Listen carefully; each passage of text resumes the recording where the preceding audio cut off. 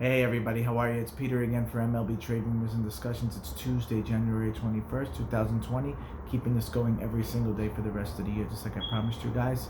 Before I get into baseball, and I really want to talk about something important today, but there's a new channel called MLB Trade Rumors. That's a YouTube channel, and I know they have their own website, and it's a good website. And, I mentioned to them today when I found out they have a channel, hey guys, I have the same thing with this, it's called Discussions on top of it, and that's great. I'm a huge Diamondback fan, and they deleted my comment. I said it again, they deleted my comment, and then the guy said, since our names are so similar, I can't promote there, which I wasn't promoting at all. I was extremely happy to mention, that I do that too, because I know, it's baseball, but clearly this guy took it the wrong way, which is kind of messed up because that's not what I was doing. I wanted to really just be happy about it, but so if they want to be miserable, that's fine. I don't take anything personal. I couldn't care less. But just letting you know in case you guys see it, in this case you get confused, but I've been doing it for a couple months, at least trying. I don't have the same following as they do because I don't push like they do or anybody else. I just want to talk baseball. This is really my only social media thing that I really do most of the time. But anyway, just thought I'd mention that to you guys, and I appreciate the guys who support me and tell me about I'm gonna blow up, and I keep doing your thing, and it means a lot to me because I really love talking baseball. Anyway, with that being said, let's talk about a leadoff man, right? There's not really much going on today except for the Hall of Fame, which congratulations to Derek Jeter and congratulations to Larry Walker, well deserved. And I believe one person didn't vote for Derek Jeter, which was ridiculous, but congratulations, and Larry Walker for sure. I've watched him when I was a kid, and that guy was amazing. So anyway, I want to talk about leadoff men, and especially my Diamondbacks. I want to talk about how important the leadoff man is and who is going to bat leadoff for the Arizona Diamondbacks this year, right? If you guys remember, and I'm not sure who was around for when the Diamondbacks won the World Series, but to have a leadoff man is everything, right? Tony Womack was a Diamondback leadoff hitter back then, and Craig Counsell would switch with him sometimes, and it was just the reason why we would set the table and win. And obviously he got that big hit off Rivera, but just to have a guy to get on base, to see pitches, to know, to even if he doesn't see get on base in the beginning, even if he draws 5 to 7 pitches to help out the next batter, to make the pitcher work, it just means a lot, right? The leadoff man isn't what it used to be now, right? So that's why if you look at the Diamondback lineup, we don't have your typical leadoff man, right? We'll go through the lineup, right? Christian Walker, definitely not a leadoff guy. Eduardo Escobar, let's go all the way to the diamond on third base. Maybe can lead off, but to me is more of a number 2. Nick Ahmed, definitely not a leadoff guy. To me, more down in the bottom of the order. Really good ball player, but not a leadoff guy. Let's go to the second baseman / center fielder, Ketel Marte. To me, that's the leadoff guy. Right now, we're going to hold him for a second. We'll go to Peralta and Calhoun. They're not leadoff guys neither. Okay, Carson Kelly, definitely not. So we're only down to really 2 guys. Like I mentioned, Escobar and Marte. Okay? Ketel Marte is a perfect leadoff hitter. 1, he's a switch hitter. 2, he is got a great eye for the plate. 3, the guy can hit for power too. He can hit triples. Ketel Marte it's no longer the leadoff guy like you did old school where you would get a bunch of walks, or like a Brett Gardner type guy, because the ball's so juiced now, the ball flies out. Even your leadoff guys are hitting 20-something home runs. So look at Acuna on the Braves. It's just, to me, it takes the pressure off of being in the middle of the lineup for these big guys.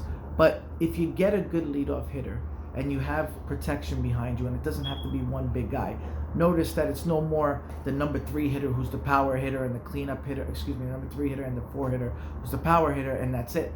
Right now, 1 through 8 in this day and age can hit you 20-something home runs, right? It's not necessarily just a cleanup guy anymore. Everybody, especially the Diamondback lineup, can hit you 20 to 30-something home runs, which is insane. It's just a different day of baseball from back in the day, right? From the Womack days. Because when somebody hit 20-something home runs back in the day, like I was a Joe Carter fan, wow, that was amazing. Right now, it's a laughable. The second baseman will hit you 20-something home runs and bat you 220, and it's crazy. It's not the same game anymore. But anyway, I think, if you're looking at the guys, I think Ketel Marte is the pure leadoff hitter. That's what I'm looking for. Now we can go the other way. Say the Diamondbacks don't make this move. Say they don't go after Starling Marte, who is now more rumored than ever in the rumor. Everybody's talking about Starling Marte because I believe Cherington is talking about him more and more. So I know the Mets are involved. I know the Padres, which I hope don't get him, are involved. So just hoping the Diamondbacks do get him, and if they don't, he stays away and gets out of the NL West.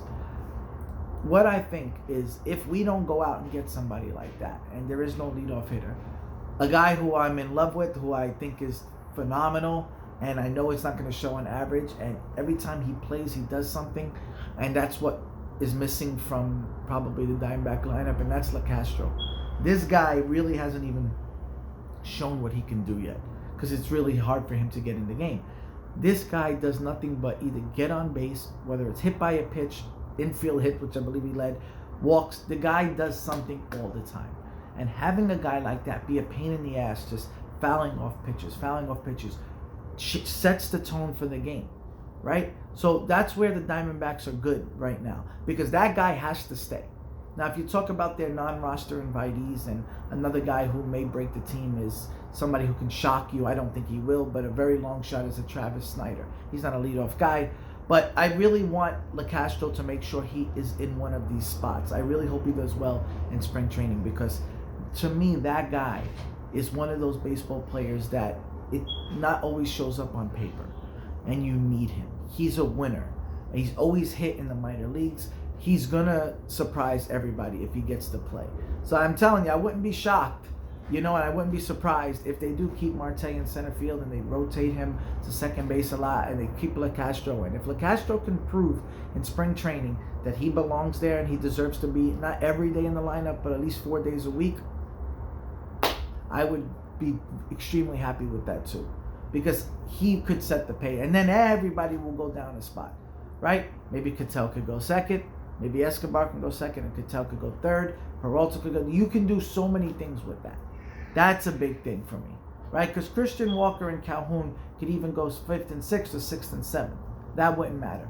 But the main goal here is to make sure you have somebody starting this lineup, somebody setting the tone. Because a lot of teams who, if you look at the winner, if you look at the Nationals, right? You had a guy who was batting second in Adam Eaton, remember, ring a bell? Right? And you had a guy batting first in Trey Turner. Two annoying guys at the top of the lineup. Somebody who's going to foul off pitches, drive you crazy. You had one from the right side and one from the left side. And Eaton can bat first too. I was a huge Eaton fan back in the day. Even though everybody was on the Pollock wagon, I was an Eaton fan. But the guy couldn't stay healthy. So you got to be able to have this. If you want to win anything, if you want to make sure in baseball, you got to have a leadoff hitter. And it doesn't have to be 10 home runs with a bunch of walks and a bunch of... It could be 30-something home runs like Cattell Marte. It could be the opposite. It could be like LeCastro, who's going to get 4 home runs, but bat you 3-something, get a bunch of infield singles and a bunch of walks and probably around 35 stolen bases if he plays a long time, because I believe he had 17 in 90 games. So that's a very important thing to do in this situation. Sorry, I had a knock at the door. So it's a very important thing to have in this situation, where you can have two complete opposites, LeCastro and Marte. They can't be any different, right? Marte is a switch hitter. He can hit for power. LeCastro just chops at the ball, can get on base any way how. It's just nice to have. It's a lost... I think people don't talk about it enough, and I think it's very important. So regardless of how the game changes, some things just stay the same. If you don't have pitching, I don't care who you have hitting, you don't win. See the Angels lineup. If you don't have a good bullpen, you don't win. Period. It's not going to happen. Okay? If you don't have somebody not just closing the game, setting up, you're not going anywhere. Okay? That's a very important thing. Look at the Red Sox a couple years ago. Chris Sale was just amazing. They won the championship. Once he went down, everything changed from there. Look at the bullpen. Once they lost their closer, everyone talked about, you can just get another closer, right? Kimbrel was really good, but no one's going to pay him that much money, which I understand. It's very difficult for them to find closers. I mean, they went through like 4 or 5 different guys. It's a very important thing to keep these guys, whether it's in the first lineup or whether it's a bullpen piece or whether it's just getting on base. It all depends. You have to have these solidified spots in your team to make sure like the team goes. You can't keep switching leadoff men all the time. You can't keep switching closers. You can't keep switching aces, right? You got to have a number one. You got to have a closer, and you got to have a leadoff man. You got to have these guys that set the tone for the game. Otherwise, you go nowhere. You go nowhere. In this bullpen by committee and all these different things, they don't work. Switching the leadoff man a bunch of times doesn't work. It's so annoying, and I know you guys agree with me if you watched the Diamondback lineup a few years ago, where one guy was batting first one game and then he was batting eighth the next game. You're like, what the hell's going on? You know, you need somebody to stay there and just keep going. So that's something I'm looking forward to this year, to see who bats leadoff and to see if the Diamondbacks are done with moves, which they're not. And then one more thing, you know, I was just looking at, I've mentioned this a bunch of times, the Diamondbacks soon will have a lot of money, right? And I've told you this, guys, a million times. So look at free agents, look at trades that can happen, because after this year, I'm very curious to see whether it's Andy Young who makes the team or if it's Rojas who makes the team. I'm just very curious to see LeCastro and all these guys and to see what the Diamondbacks do this year, because if they do well, they have all the money to get the piece that they need. So the Diamondbacks are just going up. I'm just curious to see what Hazen does with all this stuff, because once Yasmani's contract comes off, Lamb's contract will come off. I'm just curious to see, like, Robbie Ray, what's going to happen with all this stuff. I'm very curious. But anyway, tell me who you think should bat leadoff, because that's something important. And I'm telling you guys, if you have a good leadoff, you have a great season. Anyway, guys, thank you for support, and I'll talk to you tomorrow. Bye.